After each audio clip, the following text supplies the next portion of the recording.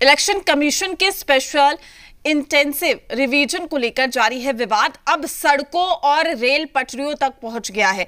बुधवार को India block ने बिहार बंद बुलाया, जिसका असर पूरे सूबे में दिखा। खास करके पटना में तो इंडिया ब्लॉक का शक्ति प्रदर्शन हुआ है। गठबंधन के तमाम दिग्गज रथ पर सवार होकर पटना की सड़कों पर निकले। राहुल तेजस्वी की अगुवाई में डाक बंगला से मार्च निकाला गया, जिसे सतमूर्ति के पास रोक दिया गया। और फिर जब मार्च रुका तो इंडिया ब्लॉक के नेता यहां पर खूब गरजे।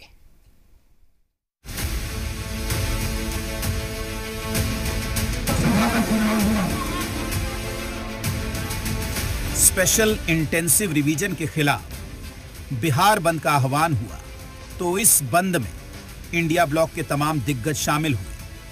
पटना में इस बंद के जरिए इंडिया ब्लॉक ने शक्ति प्रदर्शन का आयोजन किया और इस शक्ति प्रदर्शन में शामिल होने के लिए दिल्ली से राहुल गांधी पहुंचे और पहुंचने के साथ ही इलेक्शन कमीशन पर तीखा प्रहार किया। बिना बात को समझे, बिना गहराई में जाकर मैं नहीं बोलता हूं। मैं हिंदुस्तान की जनता को और बिहार की जनता को कह रहा हूं कि महाराष्ट्र का चुनाव चोरी किया गया था, और जैसे महाराष्ट्र का चुनाव चोरी किया गया था, वैसे ही बिहार का चुनाव चोरी करने की कोशिश की जा रही है। और ये प्रहार समर्थकों की ताकत से निकला। डाक बंगला चौराहे पर इंडिया ब्लॉक के समर्थकों को बड़ा हुजूम जुटा।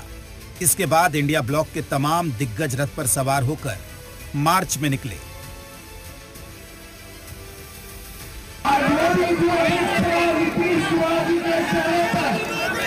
बिहार के गरीब मतदाताओं का वोटर लिस्ट से नाम कटने की तैयारी चल रही है।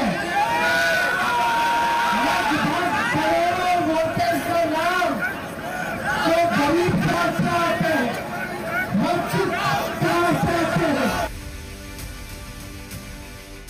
वीरचंद पटेल पथ होते जब मार्च सतमूर्ति के पास पहुंचा तो पुलिस ने राहुल तेजस्वी को रोक दिया।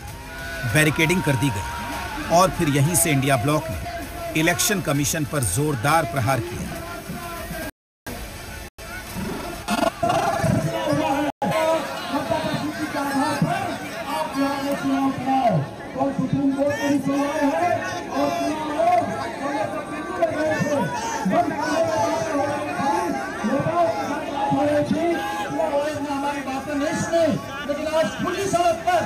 खुली सड़क पर पूरे बिहार जनता बाहर आ चुकी है और बिहार की आवाज चुनाव आयोग को बिल्कुल सुननी होगी।